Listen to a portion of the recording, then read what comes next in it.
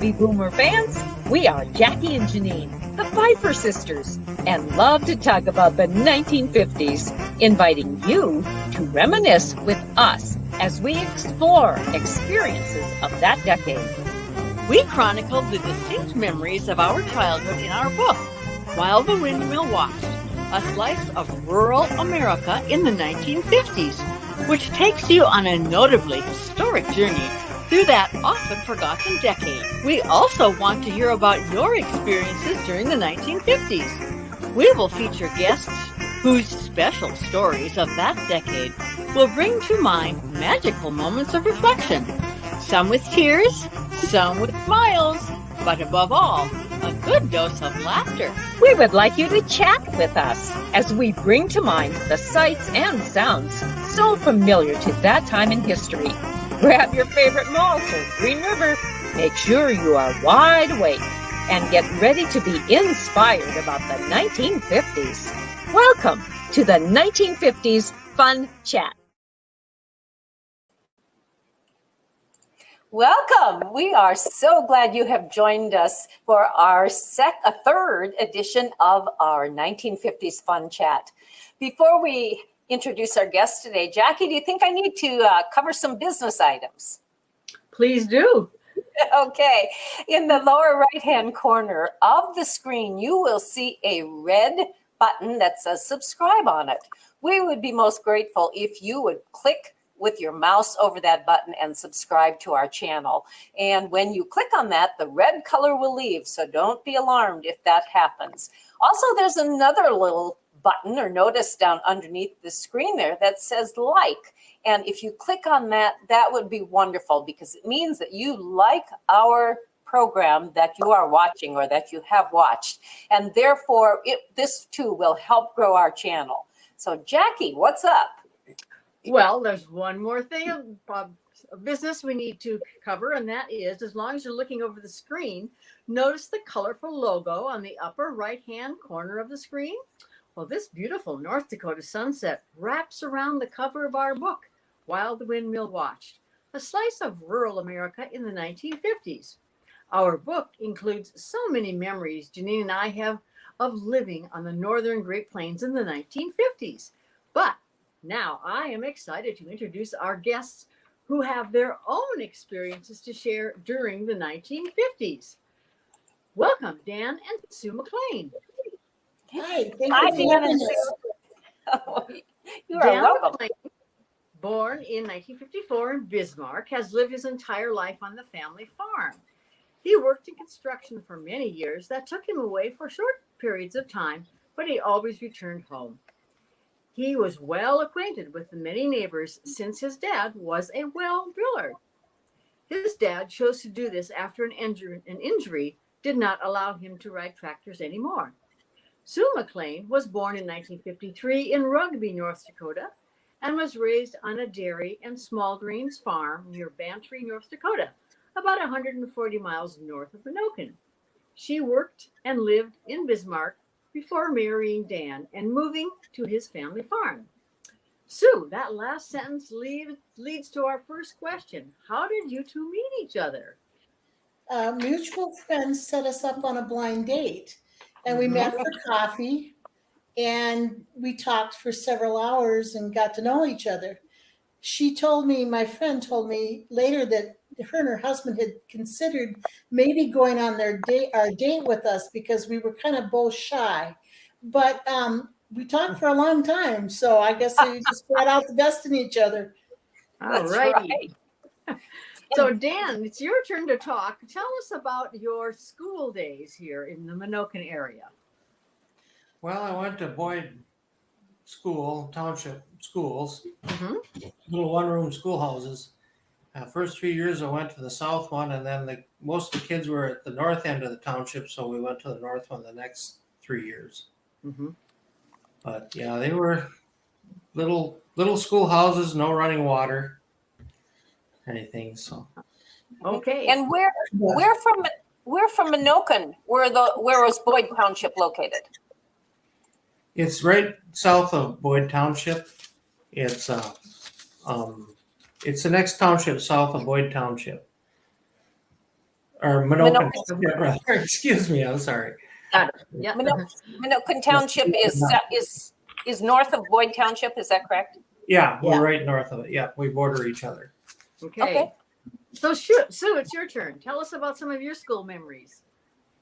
Well, one of the things I really remember is the fire escape. Our school was a town school, so it was like 2 or 3 floors, basically 2 floors, and then we had the basement also. But I loved that fire escape, and I know you got in a lot of trouble if you were caught on it without a fire drill. And then running up and down the steps, that was one thing we tried to do too, 2 at a time, and without being caught by the teachers, of course, because again, we could get in a lot of trouble. But we had pretty good teachers. It was fun. You made a lot of friends in town, and that was one thing that was fun for me was riding the bicycle on the streets because I only rode it out in the farm, so it was either in sand or gravel, and that was man. You were on the streets, you were flying along. That was really a lot of fun. That was a treat, wasn't it? Yes. Yeah, it was so nice. And tell me, back on that fire escape, was that one of those that it was on the side of the building, and when you started, it was up high, and when you started to walk down those steps, then it went down to the ground? It was permanent. They had no level that fell. It was the stairways all the way down. So it was just fun to run down, but like I say, you can get into a lot of trouble. Yeah. But, So, And I'm sorry, Janine, go ahead. Okay. The school you went to, how many rooms was it? How many grades did it include? our grade school was 8 grades, and then we had the high school across town. By the time I got to the high school, or 7th grade, 8th grade, they had built a new school and connected them, so we were all together. But when I was in grade school, the high schoolers had to walk several blocks to get hot lunch. And it was, could be getting kind of cold out there in the middle of winter. But they had to walk across town, have lunch, and then walk back to high school. Okay. Well, Dan, it's your turn to talk. Tell us about your life at home during the 1950s. What did you do when you weren't in school? Well, when we were in school, of course, when we were playing, it was always horses and bicycles and that type of stuff. One of the things we liked to do is jump out the hayloft door if there was a buck of hay for a horse or something there, in the summertime. Yep. But we rode, my sisters and my cousins, mostly because kids were either older and younger than us, the other kids in the neighborhood. So it was us and our cousins a mile away from us that hung around together all the time, rode horseback and things like that. What did you have, a Shetland pony or a full-size horse, or what kind of horse did you have? We started out with a Shetland pony first. When we were real little kids, probably 3 and 4, we had a set of workhorses around here that we played with, and we sit on their backs. But of course, they just walked around the corral with us. They wouldn't leave the corral. And then they sold them, and then we had Shetland ponies for a while, and then we had full-size horses. We did have a Welsh horse that was a real troublemaker, and of course, Shetland ponies had to have a leader, Yes. So, Were you able to do tricks on your pony, or your Shetland ponies, or slide off the rump, or go under the belly, anything like that? Yeah, you could always jump on them, bareback ride them around mostly, and then we'd slide off the back. And we had one that if you poked her in the ribs and pulled her in, she'd rear up for you. And it was almost. Oh, really? Yeah, and it was something I think she did to entertain us. Oh, Yeah. just like Roy Rogers and Trigger, huh? Yeah, we thought we were. Yeah. But we were little, we were probably 5, 6 years old at the most at that time. Yeah. Speaking of Roy Rogers and Trigger, did you have a television in that time frame? No, my dad said that if you can't read a book and enjoy that, you really don't want to be watching a TV. So we never got one until we were old. Yes. Smart Yes. man. Do you And then remember what year that was? That, Do you remember what year that was that you got a television? that had to be pushing. It had to be about 71, 72 before we got one. Okay. All Yeah, right. we were probably the last people in the neighborhood to get one. And and how about a telephone? When did you get a telephone? I can't remember when they got it. They got it pretty early. It was always, as far as I remember, it was always there. Okay. It was a party line, and you had to Yes. be careful, Yes. Yes. So what company were you with? You with Capital or with Beck? Beck. Beck. Okay. Yes. Yeah, That Beck. was And then Capital Electric was the electric company. And I do remember my dad saying that came in 51. Oh, So 51. Yeah. Okay. They Mhm. built the house in 48 and wired it, and I think it was 51 before they got the electricity here. So Right. Did Well, your folks supposedly- build? Oh, did your folks build their own house? yeah. Oh, what skill it required? It well, no, they didn't build it. They did build a house here on this. They had a carpenter come in and build a house, and of course the neighbors helped build it. It wasn't like just the carpenter built it. It was a neighborhood deal. Okay. And when they added on to it in '68, the neighbors all came over again, and they had a skilled carpenter leading them, and they all built the other half of the house. So That is cool. Yeah.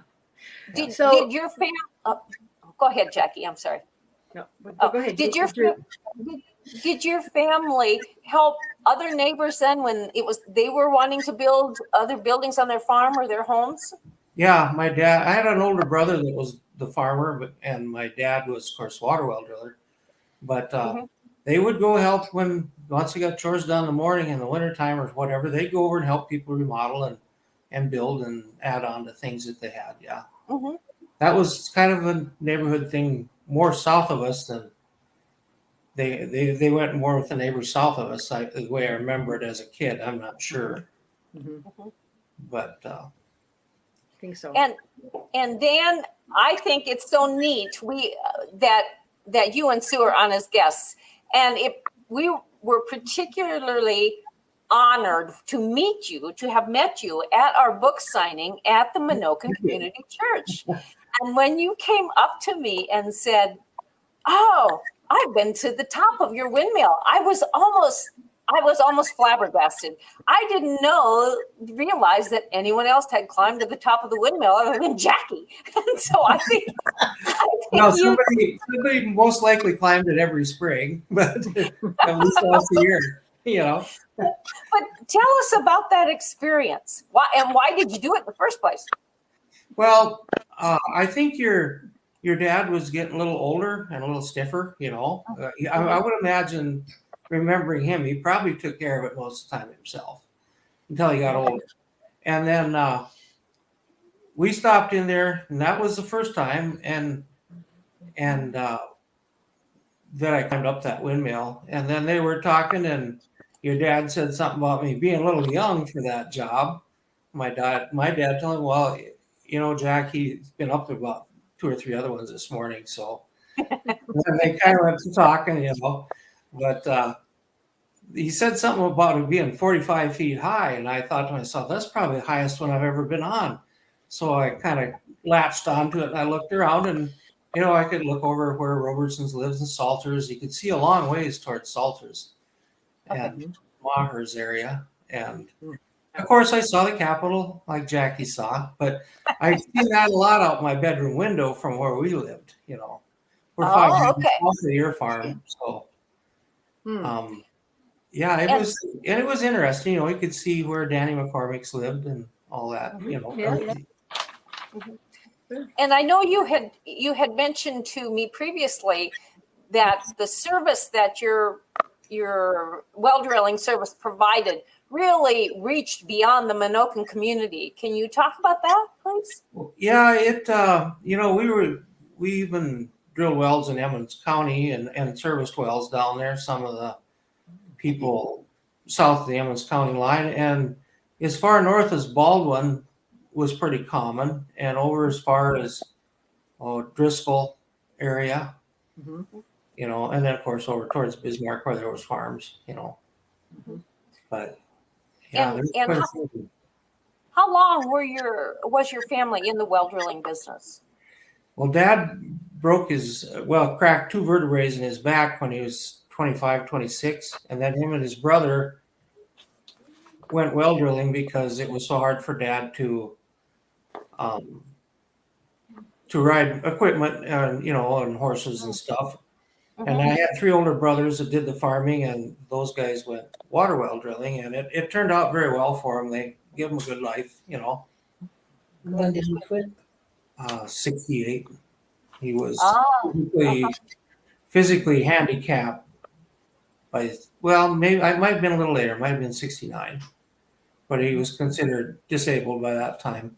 And we still did service windmills and pulled up pumps. I don't think we drilled any more wells, but we did pull up some wells and put leathers on them and, so they would pump water again. We did do that, my brother and I. tell us again about the process when you climbed to the top of the windmill. What needed to be done up there, and did you need help on the ground with in order to get the job done well? Yeah, you'd climb up. You had a rope on your belt, and you'd climb up there, check the oil in the head, and generally you need a little in the spring, So you pull up the jug of oil and put it in the head, and then somebody on the ground, if you had somebody with you, they'd pull a lever down to check to see how the brake was catching, and then you'd turn the wheel, and if it wasn't, you'd adjust that. And then you'd set the tail so when it was completely closed, it was lined up where the wheel wouldn't catch any wind. So There was a lot going on then, wasn't there? yeah, it didn't seem like much, but when you talk about it, it sounds like, Yes, and I bet. Was there any safety harness on you at that time? Well, you just wrap your leg around the tower and No, nobody called OSHA. Yeah. Yeah, I bet. Well, Sue, did you have any experience in the well drilling business, or what was your family background? Well, we were strictly dairy and small grains. We did have a windmill in our yard, though, and it did use the pump action on it for quite a few years, but the head was kind of loose, so it squeaked a lot. And that to me is one thing that I just love about windmills is that squeak. It's like you're sent back to your childhood again when you hear it. Yeah, some people think it's obnoxious, but I just love it. I think it's great. And unfortunately, we don't have one in our yard right now. Okay. Do many people in North Dakota still use windmills? I think there's a fair amount in some of the pastures, yes. Okay. Right in our neighborhood, there's only one that I can think of that we can see from here. There's some north of Minokan, a couple up there, but I don't know if they use them anymore. So there's a few still standing out there. Sure. Are they in good shape, or are they getting pretty what is the word I'm looking for? They're getting pretty run down. Yeah. The decrepit ones have all kind of fallen down, and there's the ones that I don't know if they're really using them or if they just take care of them and watch them, make sure they stand up. The one south of us, he does use it. He pumps it to a cistern by his shop, and then he uses it for weed spraying and stuff when he was still farming. Sure. But, Well, my question would be for today then, if windmills aren't used to get water for livestock or for the home or for the outbuildings, how do people get water to their farms or to the livestock? They either have a well out in the pasture, they would have a well, and they'll run electricity out there and run electric pump jack on it, or a submersible, whichever. And then a lot of it is run on pipeline by some well drillers over in Driscoll. They'll come and plow in a pipeline, and you can hook it to the well in your yard, run out to your pastures. Oh, okay. And a lot of the farmyards have submersible pumps down to the bottom of them now, so you don't have a pump jack or a windmill. Do many people have rural water in that area? Yeah, quite a few. Yeah, and a lot of them hook it up to the rural water. Mm-hmm. Would you explain that, please, to our audience? What is meant by rural water? The rural water, Mm-hmm. it comes from the Burley County water users. Is hooked to the water process off the Garrison or off the Missouri River north of Bismarck, Mhm. and it just runs in pipelines all over, and then you pay a fee and you can hook it to your house or your pasture, whichever you need it in. Or several. Okay. Well, Sue, we understand that you grew up in a dairy and small grains farm. So tell us Yes. about your life outside of school there. What were things you enjoyed doing? What chores were there? Just a little bit about your life on the farm. Well, you always had calves to feed. That was the one big thing. And as I got older, I always had to clean the bulk tank because at one point in time when I was really small, we did sell to the creamery, but Towner built a cheese factory.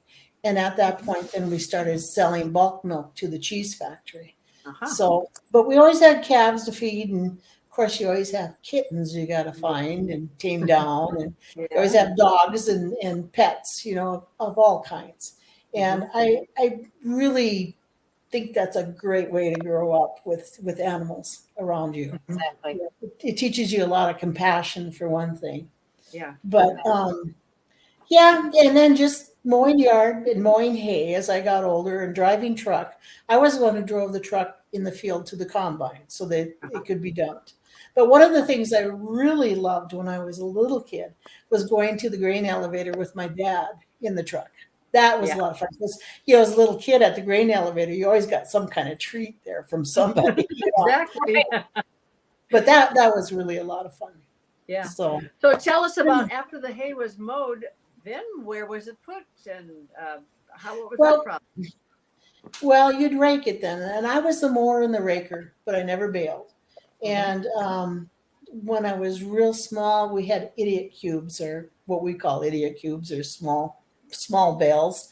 I shouldn't call them that to everybody. But anyway, they were the small cube bales. And that was how I first learned how to drive the little Fords and tractor in the field where my brother and my dad picked up the bales and loaded on the hay rack. Of course, I didn't get to drive it on the road at that time, but that's how you start driving. It was with the tractor, and then you get the bigger tractor, and then you get maybe the pickup, the truck, finally the family car.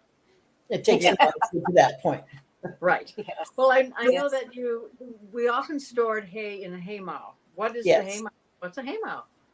Haymow is actually kind of like an attic to the barn. And a lot of times people will lift and put these small bales in there, or in a little older before my time, they used hay slings. They would put a series of ropes in a hay rack and load it full of loose hay and maybe put, I think, 2 slings to a rack. And then you had a pulley come out from the top of the barn, the peak, and you'd attach the ropes and sling the hay up into the haymow. So that pulley went out, and then it slung all the way back into the back of the barn. So it was quite a long track that it went. But that's how they filled it with hay. And then how did you get the hay back down to the cows? We had in each on our barn we had 2 lean-tos, and in each lean-to were 2 hay chutes, and you could just pitch it off from the haymow down through those chutes into the lean-tos, and down into the main part of the barn too. That's exactly what we had as well. We must have the same style. Well, whether you grew up, in the early 50s or the late 50s, we had a lot of the same experiences from reading your book, Yes. Yeah, People have told us that when they've read the book, that they can so identify with their lives with what we encountered in our life. But we have not excluded those who have grown up in the urban areas, because they have. Right. I've heard and enjoyed it as well, because they were kind of startled that things like that went on the farm. And I won't be giving anything away, but there's one of my friends was just aghast at one of the things I did, but you just did what you needed to do on the farm. You worked together as a family. That was just it. Sue, that's how you survived. That's right. Yes. That's how you survived. Yep. I recall in a little bit of a description that you had given to us prior to broadcasting that you talked about sledding on the farm and how you went about doing that. That sounds like fun. We used to do what we called in our family puddle jumping. And my dad would get in those days, the truck hoods and old pickup hoods had quite a curve to them. So he'd get an old hood and we'd hook it onto the back of the tractor. And then he'd either pull us in the ditch over those, you know how the snowbanks can get in a ditch, or in the meadow where we maybe have a little bit of hay butt left and you could get a nice little rise to it. And then my grandfather, when we get together for family gatherings, he lived on the Mouse River, and he would, before the gathering he would sink a post into the river and let it freeze in. And then he would put a bolt on the top and put a crossbar on it. And then we'd tie a shovel to one end and you get about 10 kids pushing on the other. He'd get quite a ride out of it. How fun. And then their family rolled the shovels behind the tractor. Yes. Scoop shovel and tie a rope on it and ride around the feed tractor in the wintertime, you know. Yeah. And everybody lived. Oh, yeah. Amazingly.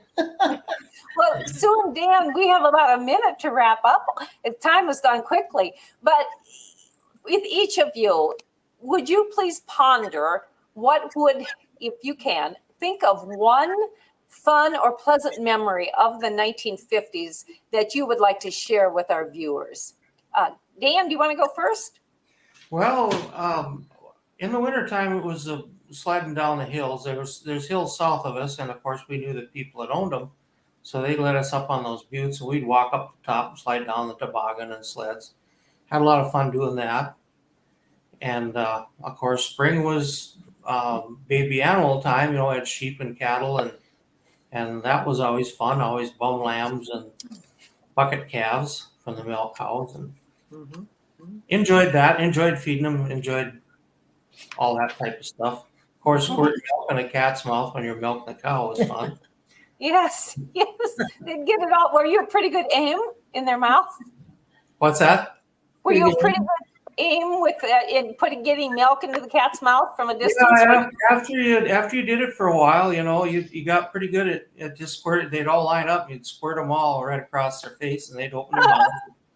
And of course, some of the bum lambs would get in on that too, you know. So. Oh, they would. It was. Okay.